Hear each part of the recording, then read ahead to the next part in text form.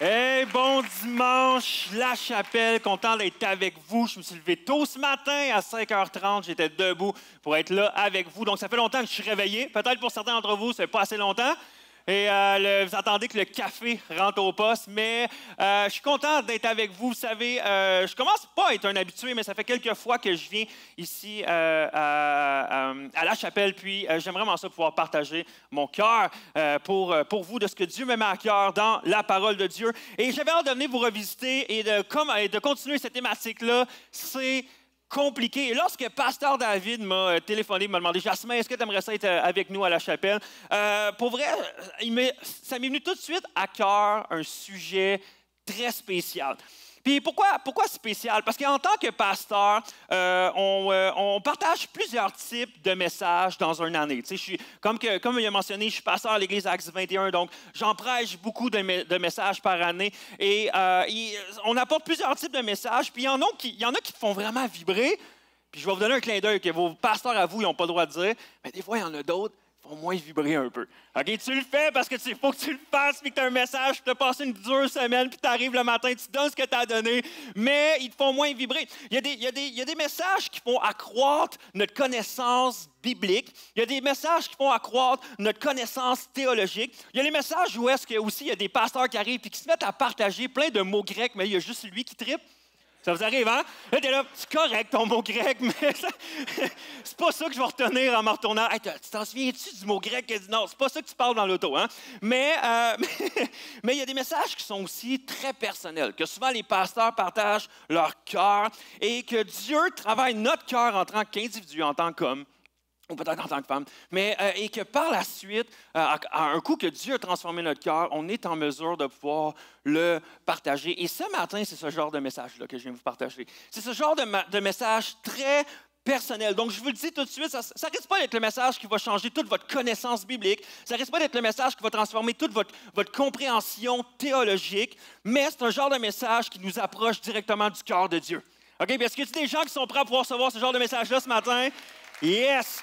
Alors, ça fait quelques fois que je viens, peut-être vous connaissez mon pattern. J'aime lire une histoire de la Bible. Et ce livre-là est rempli d'histoires, mais pas juste d'histoires comme qu'on peut lire Walt Disney ou des trucs comme ça, des contes, mais c'est vraiment des choses qui sont vraiment arrivées. Et je crois que ces histoires-là nous parlent encore aujourd'hui. Et j'aime pouvoir prendre des histoires concrètement et se mettre dans la peau de cette histoire-là pour voir qu'est-ce que ça pourrait nous dire à nous aujourd'hui. Donc, pour ce matin, j'aimerais qu'on puisse tourner dans Luc 7.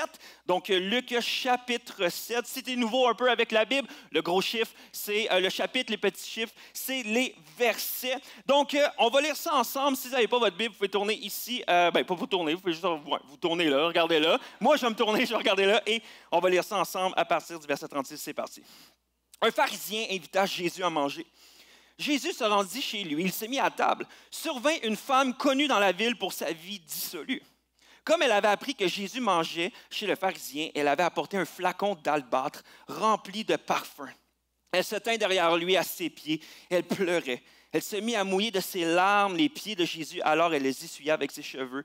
En les embrassant, elle versait le parfum sur eux. En voyant cela, le pharisien qui l'avait invité se dit, si cet homme était vraiment un prophète, en parlant de Jésus, il saurait quelle est cette femme qui le touche, que c'est quelqu'un qui mène une vie de débauche. Jésus lui répondit à haute voix, Simon, j'ai quelque chose à te dire. Oui, maître, parle, répondit le pharisien. Il était une fois un prêteur à qui 2 hommes devaient de l'argent. Le premier devait 500 pièces d'argent, le second 50. Comme ni un ni l'autre n'avait de quoi rembourser leur dette, il fit cadeau à tous deux de ce qu'il lui devait. À ton avis, lequel des deux l'aima le plus? Simon répondit, celui, je suppose, auquel il aura remis la plus grosse dette. Voilà qui est bien jugé, dit Jésus. Puis, se tournant vers la femme, il reprit, tu vois cette femme? Eh bien, quand je suis entré dans ta maison, tu ne m'as pas apporté d'eau pour me laver les pieds, mais elle me les a arrosés de ses larmes et les a essuyés avec ses cheveux. Tu ne m'as pas accueilli en m'embrassant, mais elle, depuis que je suis entré, elle n'a cessé de couvrir mes pieds de baisers. Tu n'as pas versé d'huile parfumée sur ma tête, mais elle a versé du parfum sur mes pieds. C'est pourquoi je te le dis, ses nombreux péchés lui ont été pardonnés. C'est pour cela qu'elle m'a témoigné tant d'amour. Mais celui qui a eu peu de choses à se faire pardonner ne manifeste que peu d'amour. Puis il dit à la femme, tes péchés te sont pardonnés. Les autres invités se dirent en eux-mêmes, « Qui est donc cet homme qui ose pardonner les péchés? » Mais Jésus dit à cette femme, « Parce que tu as cru en moi, tu es sauvée. Vas en paix. » Wow! Et j'aimerais parler ce matin à partir de ce passage-là. Le titre de mon message, c'est « La puissance de la vulnérabilité ».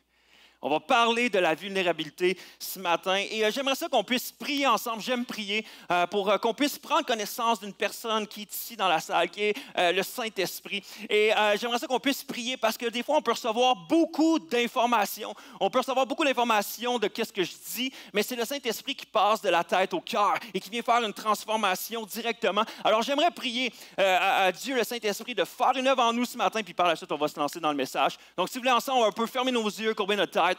Père éternel, je te remercie pour ce merveilleux dimanche où est-ce qu'on peut être rassemblés ici en Église. Et Père éternel, je te prie qu'on puisse ressortir d'ici non seulement avec de l'information, non seulement avec un encouragement, mais qu'on puisse avoir une transformation de cœur, que tu puisses venir parler spécifiquement à une sphère de nos cœurs et qu'on puisse ressortir d'ici avec « Oh, ça va nous avoir fait du bien », nous pousser à transformer nos relations et se rendre compte que oui, c'est compliqué, mais c'est bon lorsqu'on investit du temps. Donc, Père éternel, je te remercie pour ce matin. Utilise mes mots, utilise mes paroles, utilise la louange par la suite et je suis convaincu qu'on va pouvoir sortir d'ici transformé si tu agis. Donc, Dieu, viens agir et on te remet cette réunion-là en tes mains. Tout le monde dit avec moi? Amen, amen, amen. Qui ici est en couple? En levant la main. En couple? Ou qui t'a déjà été en couple, tu peux aussi lever la main. Et qui aimerait être en couple? OK, garde ta main levée, garde ta main levée. Tu peux regarder autour de toi. Parfait. On va se le dire, l'Église, c'est une bonne place. Hein? Mais si vous êtes en couple, vous avez déjà été en couple, j'aimerais ça que vous essayiez de vous rappeler vos débuts de fréquentation. Hein? Les débuts de fréquentation, c'est tellement wow, c'est tellement beau. Puis avouez qu'il y a des moments weird où on agit des fois de manière weird qui ne représentent pas les mois d'après. Hein? Au début, pour vrai, on dirait qu'on n'est pas autant authentique et vulnérable que par la suite, qu'est-ce qu'on peut qu'est-ce qu'on peut être dans les semaines ou les mois après. Puis c'est drôle, moi, on veut se faire croire qu'on est tout le temps vrai. Là. Mais honnêtement, les fréquentations au début, c'est superficiel. Moi, pour vrai, je trouve ça, c'est superficiel. Tout est rose, tout est beau. Hein? On aime dire, on est pareil. Hein? Quand tu ne l'es pas tant que ça, t'es là, puis là, t'es là, hey, moi, je suis un sportif, j'aime le sport. Ah, moi, tout, pour vrai, j'ai des runnings de sport. Ils sont neufs, je les utilise pas, mais on est pareil. Hein? T'es comme, on parle, puis là, hey, aujourd'hui, la mode, c'est quoi? J'aime voyager.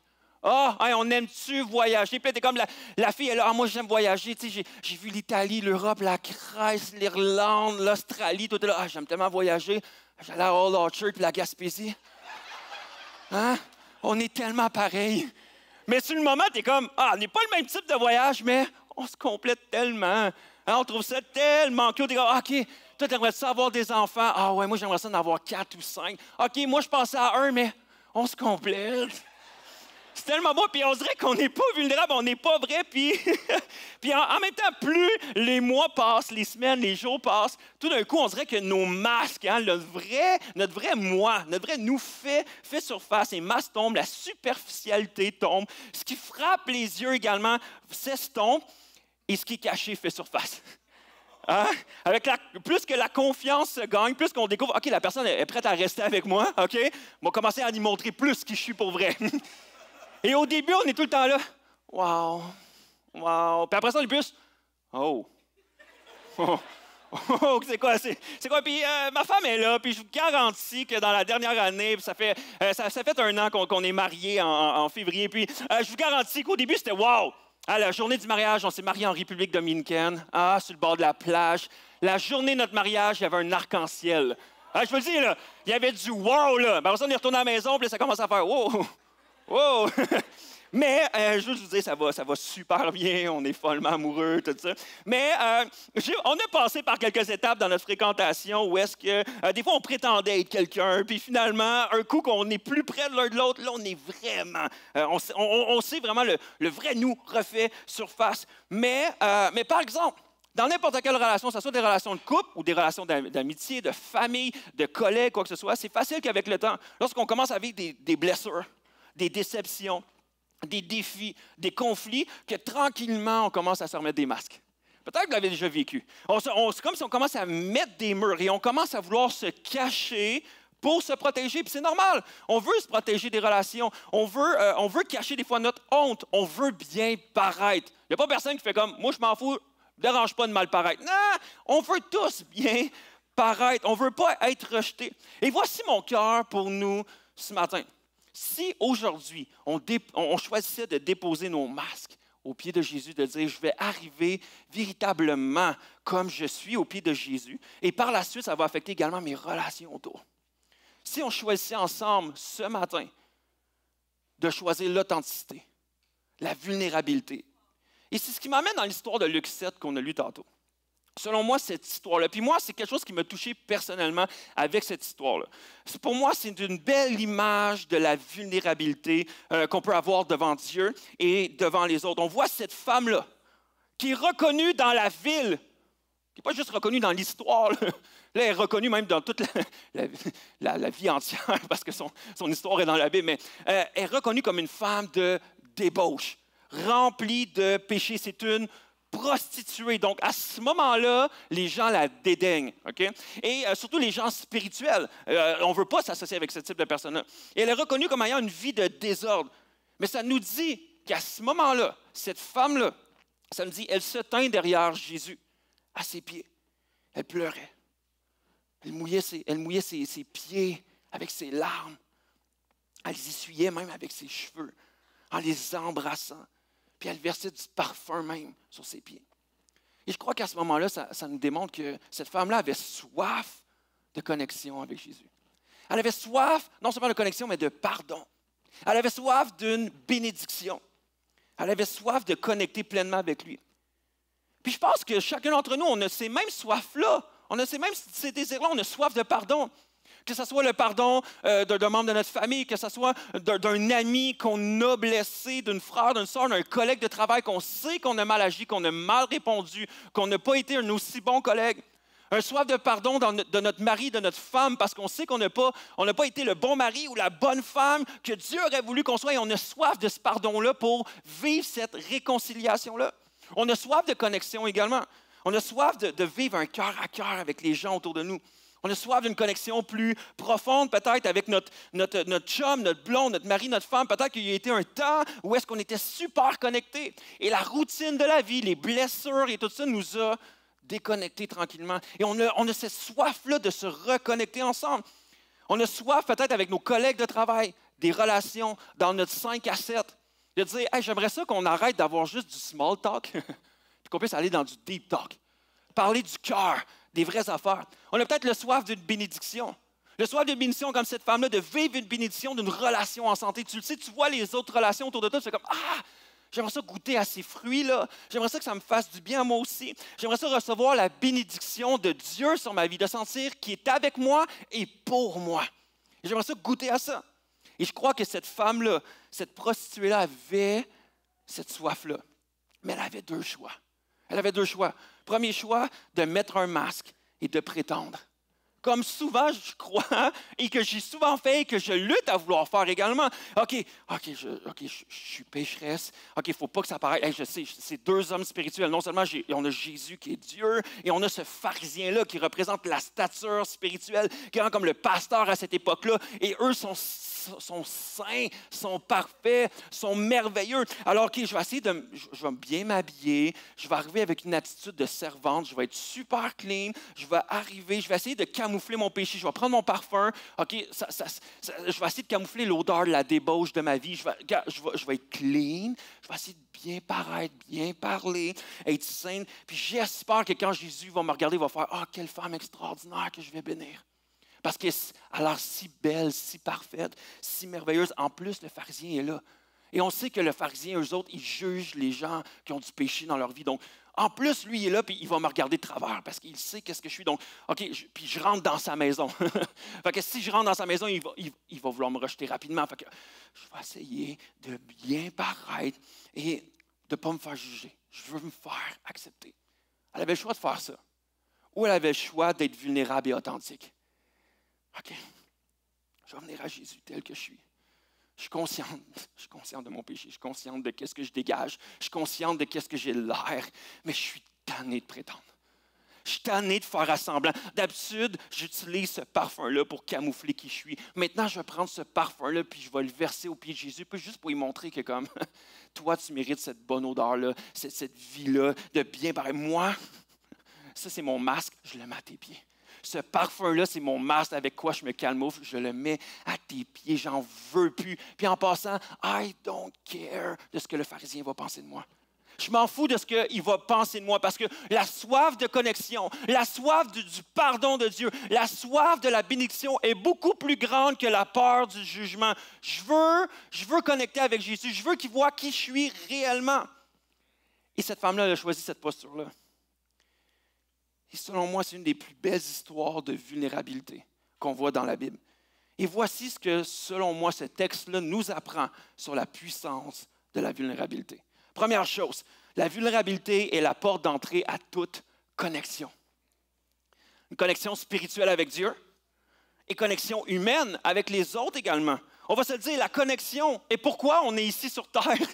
C'est pourquoi sûrement vous êtes même ici à l'Église ce matin. On a soif de connecter. Tous les êtres humains ont été créés avec ce désir-là intrinsèque de vouloir connecter avec Dieu et les autres. C'est une raison de vivre pour chaque être humain. Chaque être humain a cette soif-là de connexion.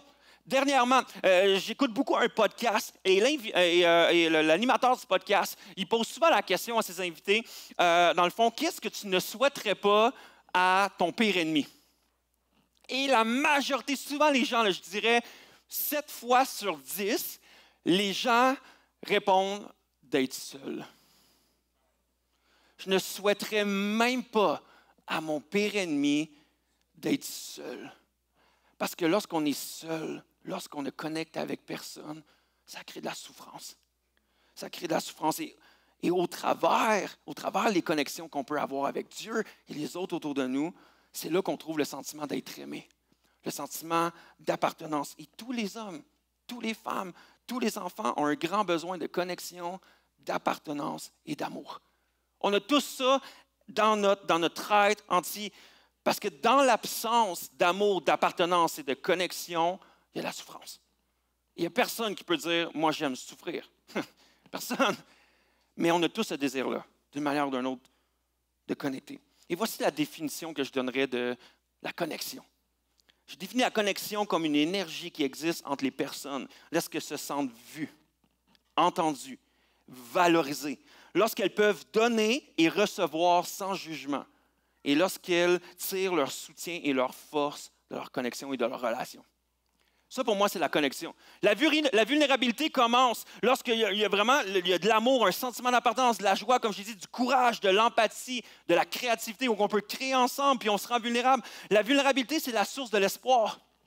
Où est-ce qu'on peut se tirer l'espoir? De l'empathie, de la redevabilité, de l'authenticité. Si on veut plus de connexion avec les autres, on veut que ça soit plus grand, on veut que notre vie spirituelle soit plus profonde et plus significative, je pense que ça commence avec la vulnérabilité.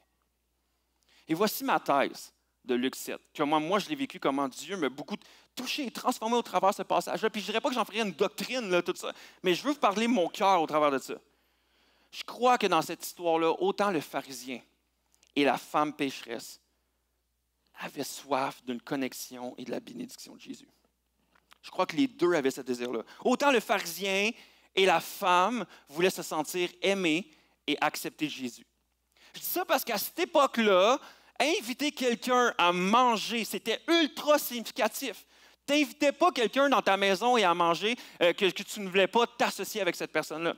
Okay? Donc, si tu invitais quelqu'un, tu es comme « je l'aime, je l'accepte, je suis d'accord avec qui elle est, je suis d'accord avec ses choix et je veux m'associer à cette personne-là, je quitte même qu'elle m'influence plus dans qui elle est. » Donc, lorsque le pharisien a invité Jésus, il y avait ce désir-là de connexion quelque part. Il était prêt à vouloir s'associer avec lui.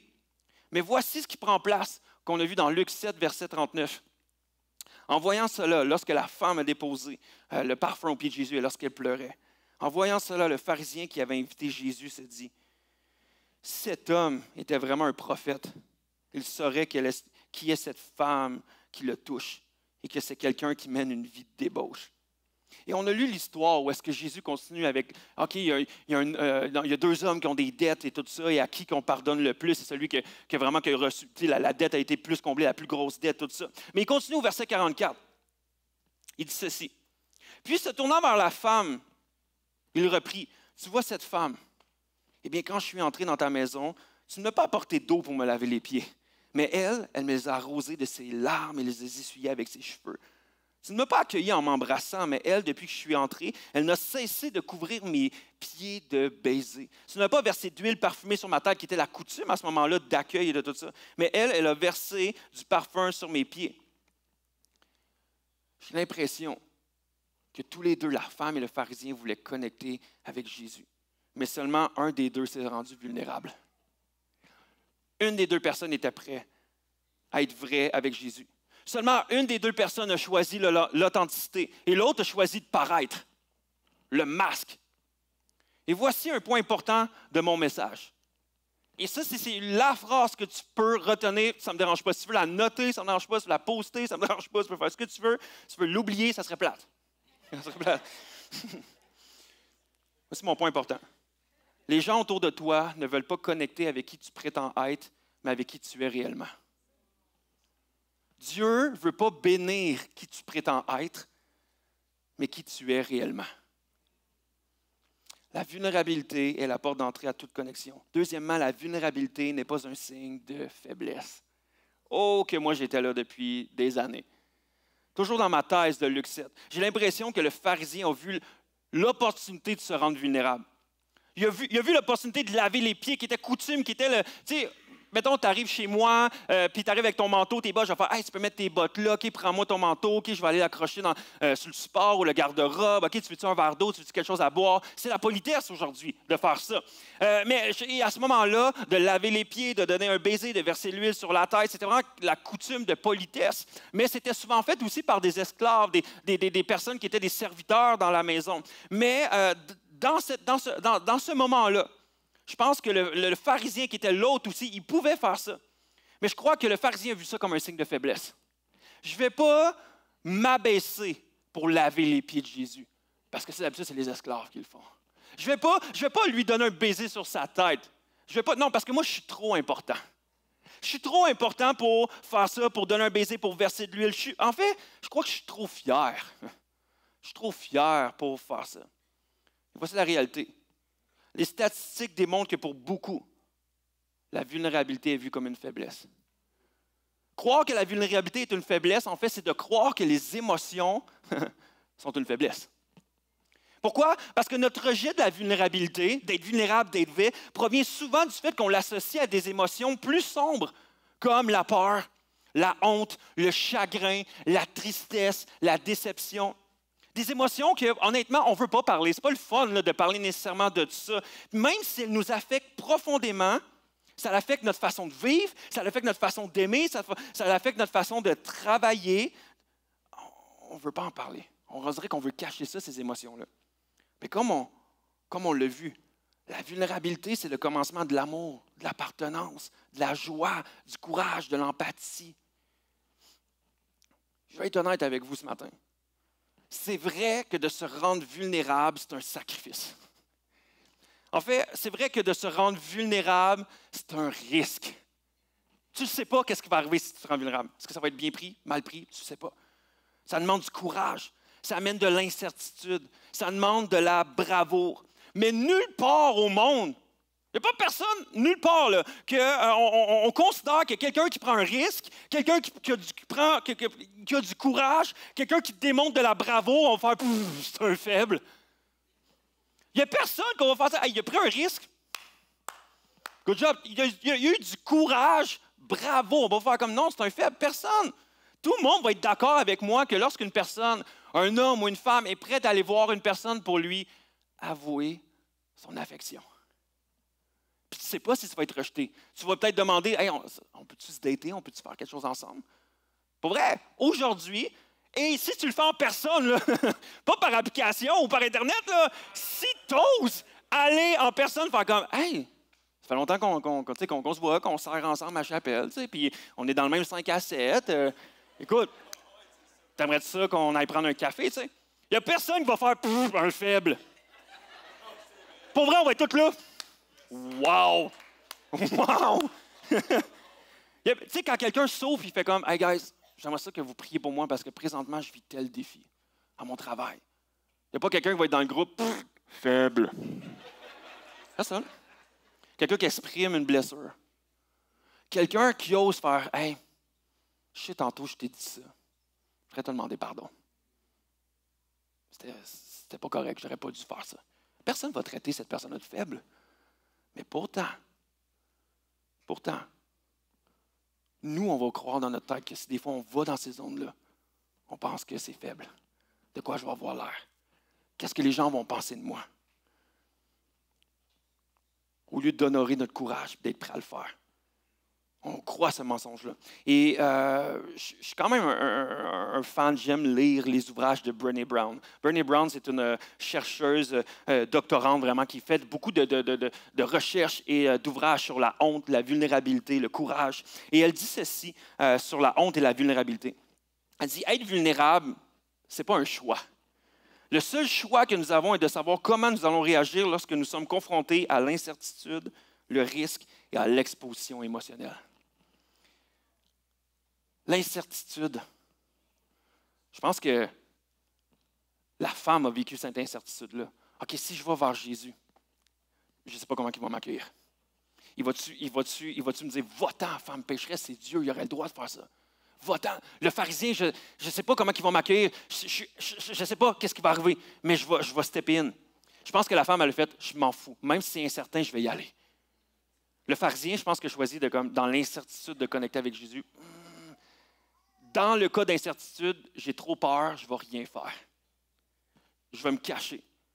L'incertitude. Le risque, je pense que la femme a gravi cette peur-là d'être rejetée, d'être jugée, d'être considérée vraiment comme qu'elle était. Elle est allée au-delà. Même la peur du rejet est allée, elle a pris le risque. Le pharisien, encore une fois, je prends-tu le risque? Non, j'aime mieux rien faire. J'aime mieux rien faire pour me protéger. L'exposition émotionnelle. La femme est arrivée au pied de Jésus. Elle a exprimé son cœur. Elle a pleuré, elle était authentique, vulnérable. Elle s'est mise à nu émotionnellement. Le pharisien, comme souvent les pharisiens à cette époque-là, je mets un masque. Moi, faible? Non. Moi, parfait? Oui. Je suis parfait. Je suis saint. Je suis un bon chrétien. Je suis un bon juif à cette époque-là. Pour vrai, les gens me regardent comme un modèle. Je suis un modèle. Elle, arc. Moi, wow. Mais au bout du compte, qui a reçu la connexion et la bénédiction avec Jésus? La femme qui s'est avouée pécheresse. Verset 47, ça nous dit ceci. C'est pourquoi je te le dis, ses nombreux péchés lui ont été pardonnés. C'est pour cela qu'elle m'a témoigné d'un temps d'amour. Mais celui qui a eu peu de choses à se faire pardonner ne manifeste que peu d'amour. Puis il dit à cette femme-là, tes péchés sont pardonnés. Elle a reçu la bénédiction. Elle a été capable de braver ses peurs et d'être vulnérable. Mais on a si peur. On laisse tellement la peur être là et mettre des masques. Et la peur, la crainte du jugement, du regard des autres, c'est ce qui vient briser le plus la connexion avec les gens. Puis, à l'extérieur de l'Église, on le vit dans nos familles, dans nos écoles, dans nos domaines de travail également, mais surtout dans l'Église. Hey, on est supposé être chrétien. Hey, on est supposé être des bonnes personnes, nous autres. Fait que si j'ai de l'air pécheur, on va mettre un masque. Et plus on a un rôle de leadership, plus ça devient difficile. Tu es pasteur, tu es leader, tu fais la louange, tu sers avec la chapelle junior, tu es leader dans un 5 à 7. Le pasteur Craig Rochelle a dit un jour, puis ça, j'ai trouvé ça tellement bon. On peut impressionner les gens par nos forces et nos accomplissements, mais c'est par nos faiblesses que nous entrons en connexion avec eux. C'est quand on partage nos faiblesses, quelqu'un fait comme « Ah, je peux m'associer, je relate. » Un autre pasteur me dit « Je ne fais pas confiance à un chrétien qui n'a jamais de requête de prière. » Je trouvais ça bon. Tu sais, quelqu'un qui n'a jamais de requête, ça va toujours bien. Tu es là « Ah! » Moi, c'est pas biblique. Il me semble que je vois tout le temps des bémols, moi, dans ma vie, puis je le partage, tu sais. Je ne fais pas confiance à un chrétien qui n'a pas de requête de prière. Il n'est pas prêt à se rendre vulnérable. La vulnérabilité est la porte d'entrée à toute connexion. La vulnérabilité n'est pas un signe de faiblesse. Et la vulnérabilité sans limite conduit à la déconnexion, à la méfiance et au désengagement. Et voici ce que je dis ce matin. Pour être en connexion avec Dieu et les autres, on doit se rendre vulnérable. Mais voici ce que je ne dis pas ce matin. Tu dois t'ouvrir à n'importe qui, n'importe où et être un livre ouvert à tout le monde. C'est pas ça que je suis en train de dire. La vulnérabilité consiste à partager nos sentiments, nos expériences avec des personnes qui ont gagné le droit de l'entendre, qui ont notre confiance. La vulnérabilité et l'ouverture vont ensemble pour nous aider à avoir confiance. Puis la vulnérabilité, c'est pas d'arriver devant tout le monde ou quelqu'un que tu ne connais pas, puis « Hey, salut, moi c'est Jasmin Pierre, savais-tu que je souffre avec telle affaire? » Tu vas dire « Tabarouette! » Salut! Mais voici mon combat le plus sombre. Comment ça va, toi? Ah non, tu vas faire comme ça, c'est pas de la vulnérabilité. Ça, c'est du désespoir. C'est peut-être une blessure, c'est peut-être la recherche d'attention. Ça peut arriver, mais ce n'est pas de la vulnérabilité. Pourquoi? Parce que partager de manière appropriée avec des limites signifie partager avec des personnes avec lesquelles on a développé une relation, puis qui peuvent supporter le poids de ce qu'on va leur dire. La vulnérabilité sans limite conduit à la déconnexion, la méfiance et au désengagement. Puis en même temps, voici la dualité qui existe. On doit ressentir de la confiance pour être vulnérable, mais on a besoin d'être vulnérable pour gagner en confiance. C'est dur, hein, pareil, tout ça. Puis j'aimerais vous illustrer la vulnérabilité. Okay? Ici, j'ai un pot de billes. Okay? Et ça, pour moi, ça représente chacun d'entre nous. C'est comme si chacun d'entre nous, on dispose d'un pot pour chaque personne autour de nous avec qui on est en relation. Okay? Et ce pot-là, souvent, commence vide avec les personnes qu'on ne connaît pas. Moi, je ne vous connais pas ici, je commence avec vous. Voici, le pot est vide. Et tranquillement, ça représente la confiance que je développe en toi. Et tranquillement, plus qu'on commence à être en relation, on commence à remplir ce pot-là de confiance. Puis on a tous nos propres critères de confiance.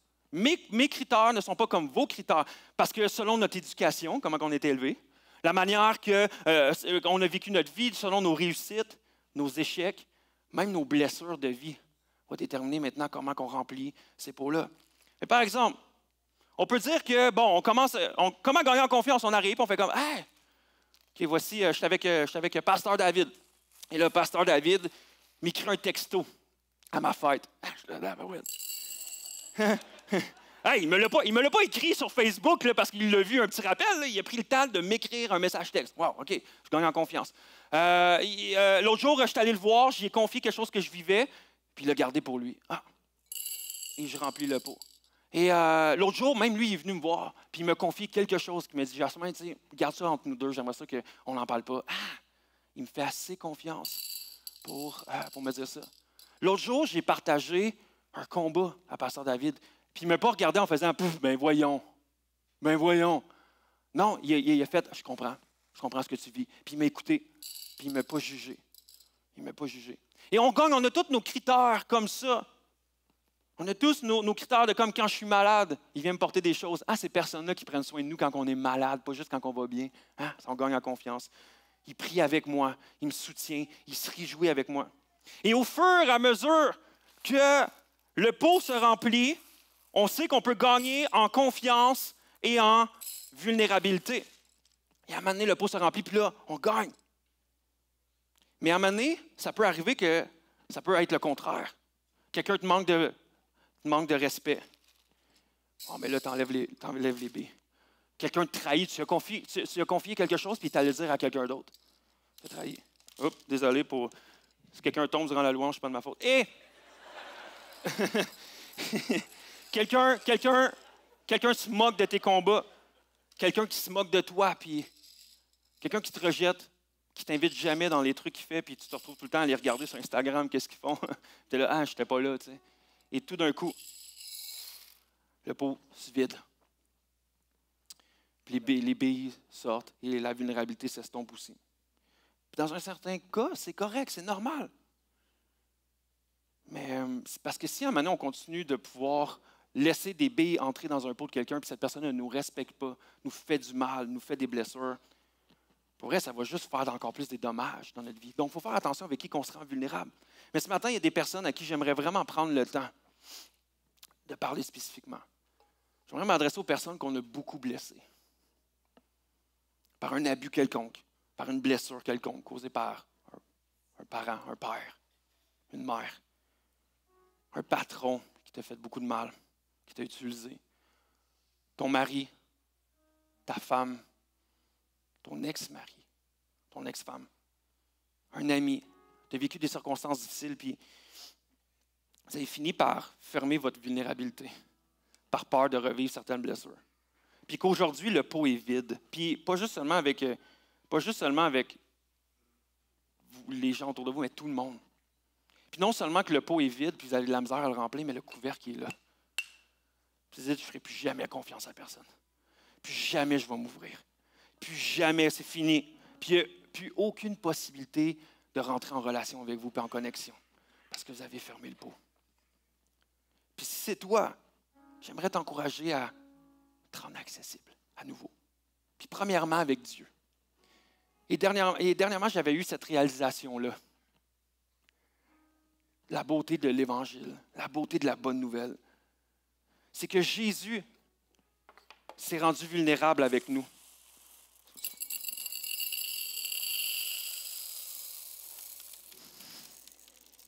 Je suis désolé.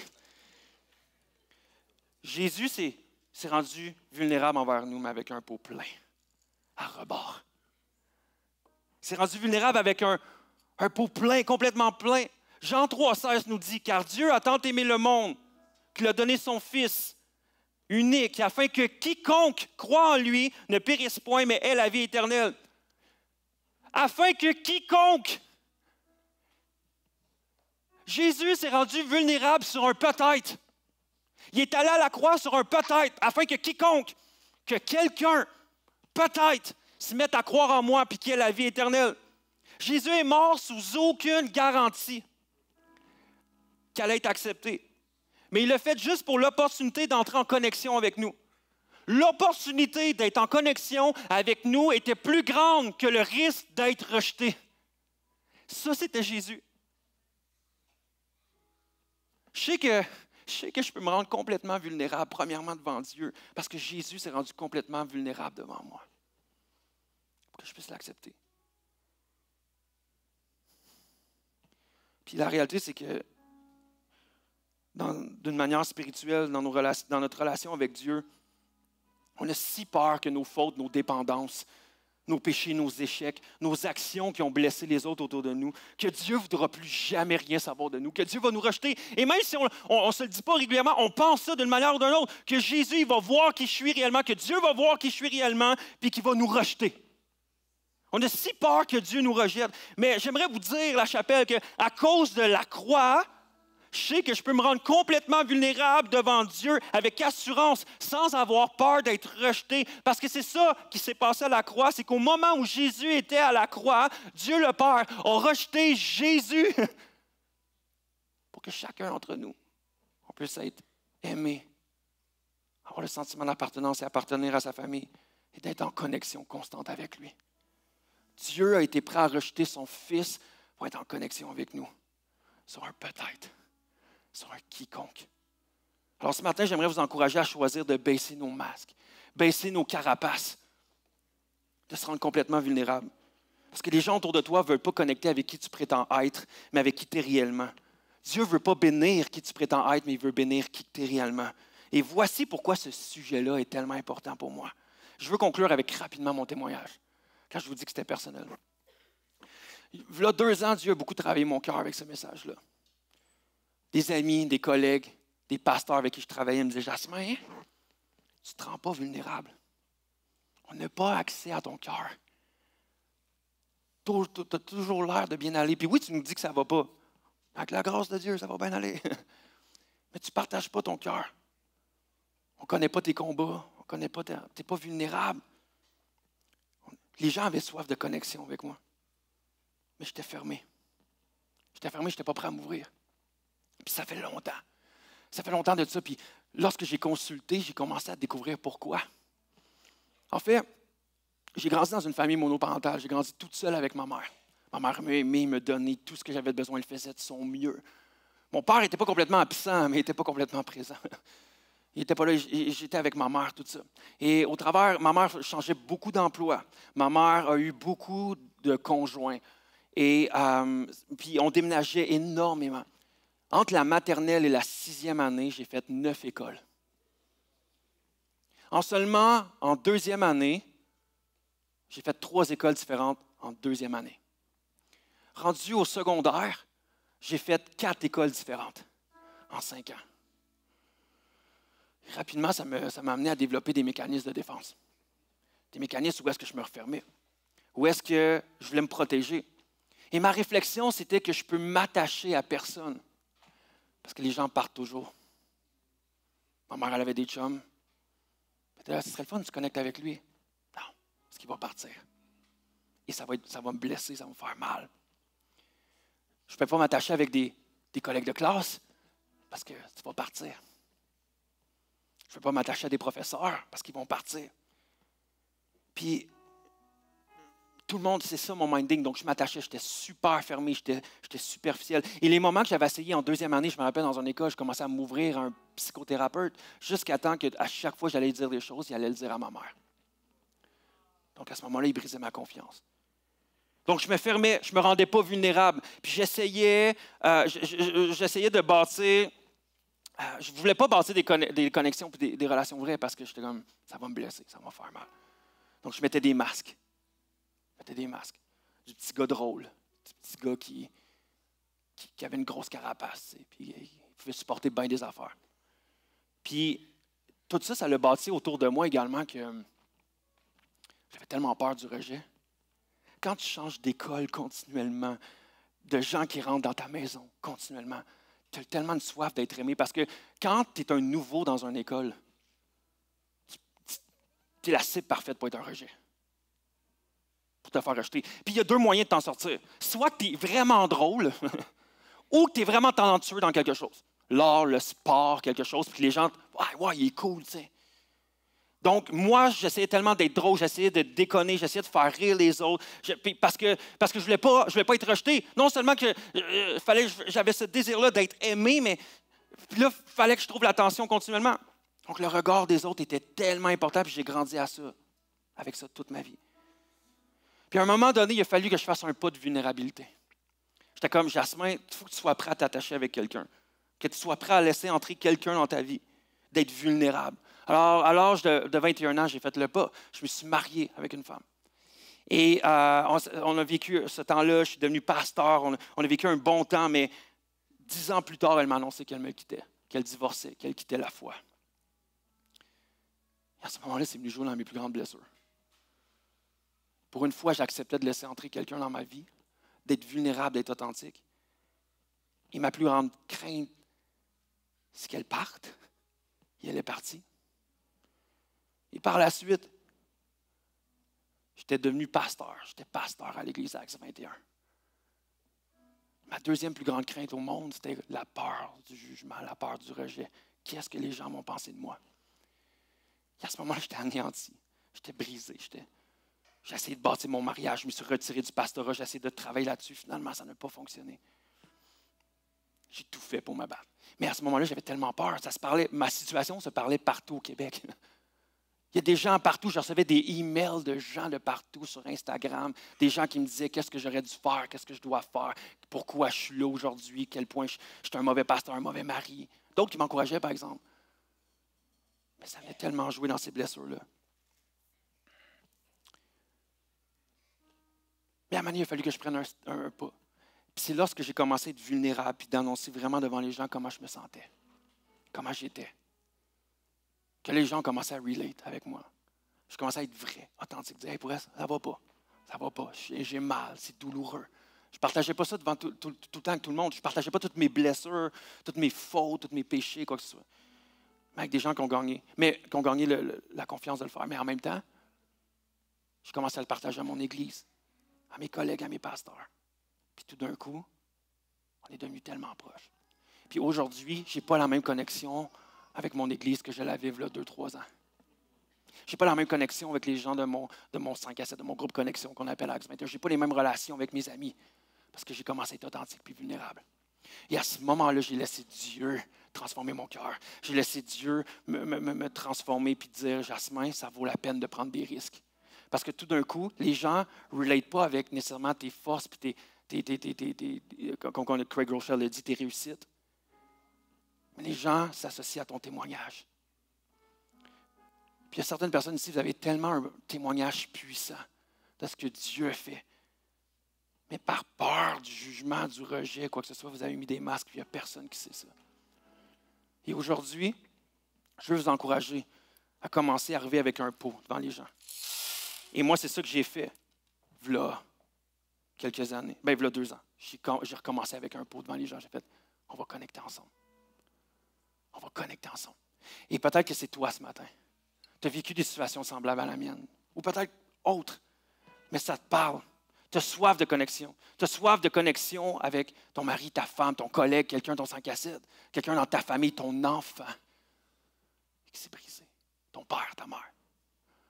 J'aimerais aujourd'hui qu'on choisisse la vulnérabilité. Puis pas par nos propres forces, par celle que Jésus nous donne. Parce que Jésus l'a fait, Jésus a passé par là. Est-ce qu'on peut se lever ensemble, la chapelle? On va terminer en louange.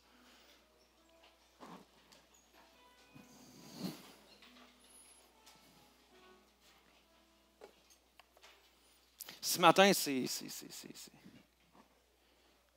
peux entendre ça, faire comme, ah, c'est une belle histoire. Ça ne me dérange pas. Mais à ce soir, tu peux prendre un step et te faire, hey, ça c'est moi. Je vais prendre un step de vulnérabilité avec certaines personnes. Je vais avouer ma faute, je vais confesser, je veux me repentir. Et il y a beaucoup plus de courage à prendre un risque de vulnérabilité que de se fermer.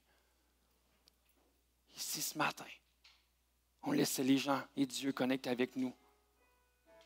Pas pour qu'est-ce qu'on prétend être, mais qui nous sommes réellement. Est-ce qu'on peut fermer nos yeux? On va prier ensemble. Ouais, Père éternel. On a tous un bagage, une histoire, quelque chose. Et Père éternel, viens nous montrer peut-être des endroits dans notre cœur où est-ce qu'on sait qu'on s'est fermé. Des blessures. Des moments où est-ce qu'on sait qu'on est à côté de la traque. Puis... Dieu, je te prie d'augmenter ce désir-là d'être vulnérable. Que ton Saint-Esprit nous donne ce courage-là, cette force-là, de passer au travers les peurs du regard, les peurs du jugement, pour entrer dans le côté de vulnérable, le côté d'authenticité. Qu'on ne soit pas connu pour des masques, des images qu'on ose démontrer, mais qu'on soit vrai.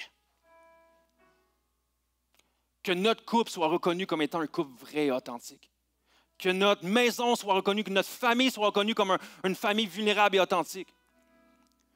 Que dans mon milieu de travail, je sois reconnu comme quelqu'un d'authentique, vrai, que les gens ont soif de connecter avec. Et qu'on ose être vulnérable.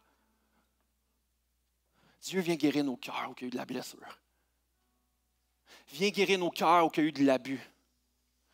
Dieu, tu nous dis qu'à la croix, tu as pris nos fautes, nos péchés, nos blessures, nos meurtrissures, et qu'à la croix, nous pouvons, si on regarde à toi, on peut vivre cette guérison-là ultime. Dieu, j'appelle ta guérison sur les cœurs, ta guérison où il y a eu de l'abus, la guérison où ils ont besoin vraiment ou qu'une blessure qui est là et qui est encore à vif. Dieu, viens mettre ton pansement sur eux, que ton Saint-Esprit vienne apaiser et qu'amène un pot à être prêt à être rempli pour la vulnérabilité.